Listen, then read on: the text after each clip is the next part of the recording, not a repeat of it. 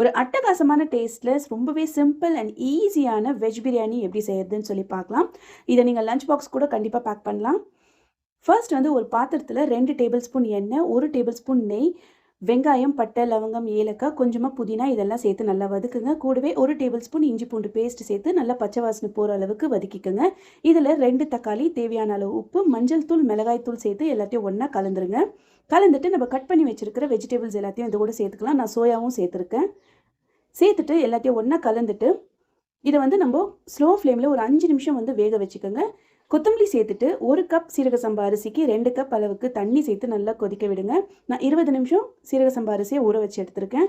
அதையும் இதோடு சேர்த்து நல்லா கொதிக்க விட்டுட்டு கொஞ்சம் இந்த மாதிரி தண்ணி நல்லா திக்கான பிறகு நீங்கள் ஃப்ளேமை வந்து லோ ஃப்ளேமில் வச்சுட்டு ஒரு 10 நிமிஷம் விட்டு எடுத்திங்கன்னா செம்ம டேஸ்டியாக உதிரியான பிரியாணி வந்து ரெடி. கண்டிப்பாக ட்ரை பண்ணி பாருங்கள். அண்ட் மறக்காமல் நம்ம சேனலுக்கு சப்ஸ்கிரைப் பண்ணிக்கோங்க.